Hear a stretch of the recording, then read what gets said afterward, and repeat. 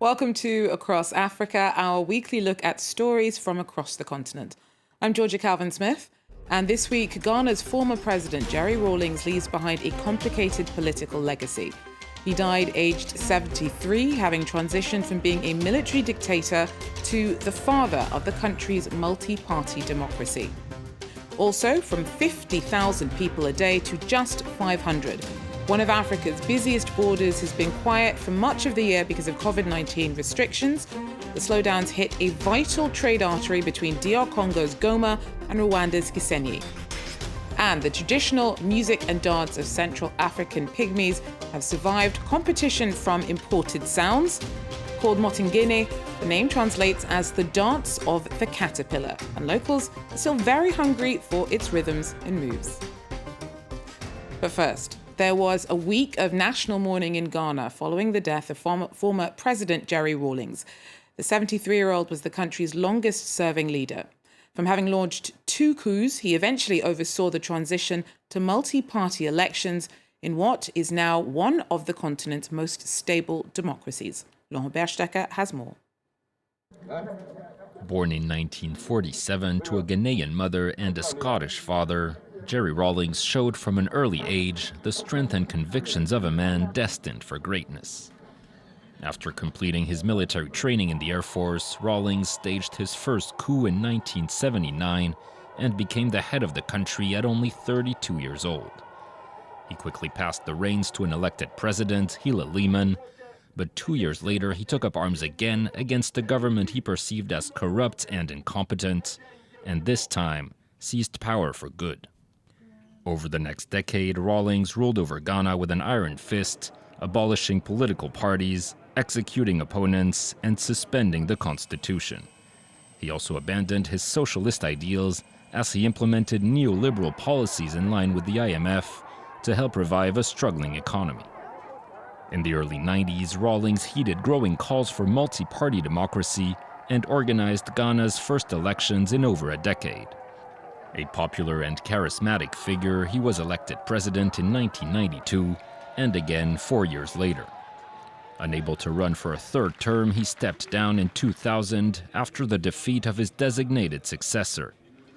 Following his passing at the age of 73, Ghana declared 7 days of national mourning to pay tribute to a man still widely considered a national icon and a precursor of African self-determination. Now, a frontier known as the Small Barrier used to be one of Africa's busiest borders. A vital artery for trade, it connects DR Congo's Goma and Rwanda's Gisenyi. Now, it was shut down in March because of the pandemic and reopened only this month, but only to those who can show a negative COVID-19 test result. Simon Wolfhart tells us more. When the Small Barrier was closed 8 months ago, Fidaste lost his livelihood overnight. He is part of a cooperative of disabled drivers which transports goods to Congo 6 times a day.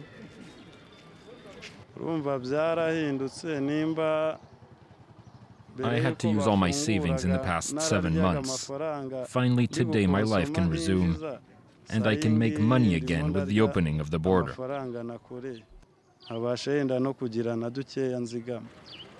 People crossing the border have to show a negative COVID-19 test result that is no older than 2 weeks.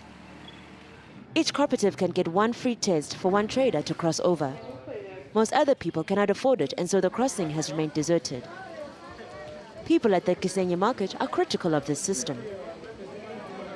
The women here lack the means. To be able to return to Congo, we asked for a lot of money. $50 for a COVID test is huge, and we don't earn enough for that. So for us, nothing has changed. It's as if the borders were still closed. These new rules were jointly decided by Rwandan and Congolese authorities. This is not the first time. During the last Ebola outbreak in 2018, the 2 countries also had to work together. We handled the Ebola virus together.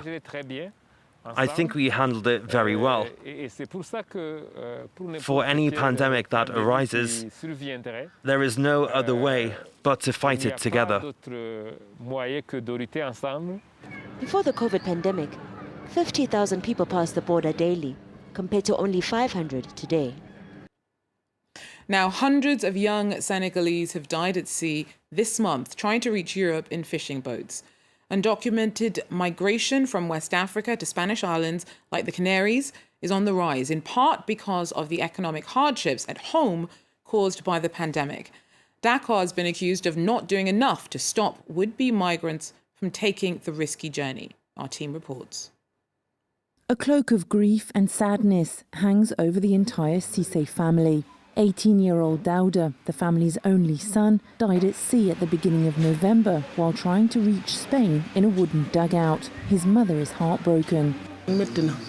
métti na ba sa kanam yàlla waaye nag comme yàlla moo ma ko joxoon jël na ko mënuma si dara waaw am yërmande trop si man bëggul ma def dara bëggul ma sonn benn yoon di ma yërëm si côté bu ne day liggéey jox ma terewul dina ma liggéeyal li ma war a jaay yeeg yëpp kon xam nga amoon na yërmande tamit si man. In recent weeks, undocumented migration has caused more than 140 deaths in Senegal, according to the International Organization for Migration. The local press claims that figure is closer to 500. At the fishing wharf in Bourg, the point of departure for many migrants, this grim statistic doesn't deter would-be migrants any less. This fisherman blames the depletion of fish stocks. dem géej ba teer ngeen doon 6 personnes ngeen ñëw naru jaay 12000 ku nekk mu may la 1000 francs ku nekk mu may la 1000 francs nga jéem am loo jox say njaboot loolu dafa metti démb sax laa la wax xolal taaluñu ndax xolal dëkk bu metti rek buñ demee ba gis yoonu mbëkk ma mu leer ñun dañuy dem barki borom Touba. For the International Organization for Migration, in addition to the economic crisis, social pressure is one of the factors that continues to drive young people to leave. La sensibilisation doit se faire à plusieurs niveaux, pas seulement au niveau du potentiel migrant, mais il faut faire la sensibilisation au niveau des parents des migrants parce qu'il ressort que souvent les parents sont partie de l'équation qui fait partir le migrant à la migration irrégulière. Many Senegalese have criticized the government's silence following these tragedies. No major initiatives have been taken to prevent the departure of these young people to Europe.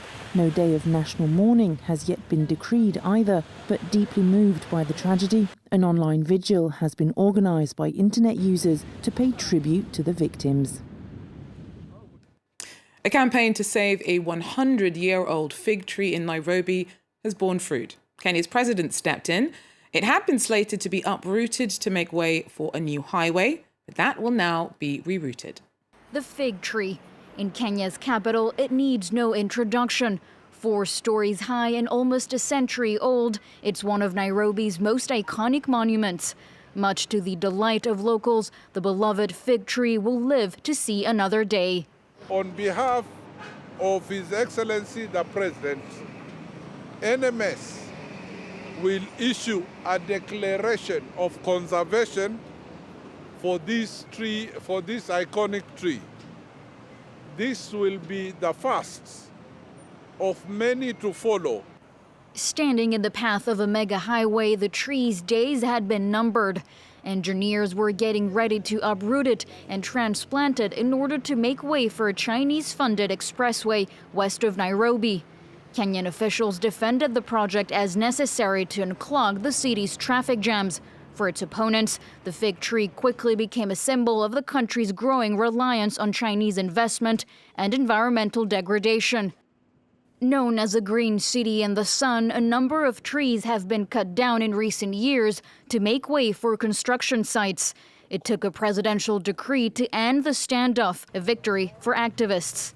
This decision today gives me hope that activism works when it comes to protecting our environment and our green spaces.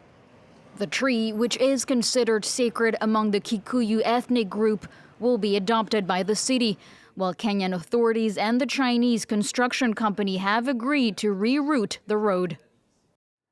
The traditional music and dance of Central African pygmies continues to attract new fans despite competition for more modern entertainment. Called Motengeni, the name translates as the dance of the caterpillar. Its rhythms and choreography have been passed down through generations. Nicolas Chemin tells us more.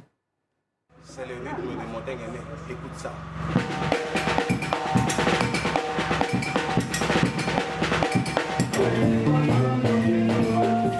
Congo has its rumba and Nigeria its Afrobeat. Less famous is Motengene in the Central African Republic. It's both a dance and a musical style. La danse Motenguene, c'est la danse des chenilles. Ça a été sorti par les pygmies de la République centrafricaine, précisément dans la Lobaye. Donc Motenguene, c'est la danse des chenilles. C'est pour cela qu'on exploite cette danse pour nous distinguer un peu de nos frères congolais, les Ivoiriens, les Camerounais, etc. In this nation that has been ravaged by armed groups in recent years, local bands want to revive this cultural heritage. Comme vous le savez, la culture, c'est l'identité d'un pays. Et la crise que traverse la République centrafricaine aujourd'hui, elle est culturelle. Donc, il est de notre devoir de promouvoir ce secteur d'activité. Mais il y a une chose qu'il faut reconnaître aussi, c'est que les artistes et les acteurs culturels, dans leur ensemble, ne perçoivent pas les droits d'auteur. There is no professional record industry here. Musicians struggle. They make small sums of money when they play in clubs or weddings. Despite these hardships, their passion for Motengene is stronger than ever.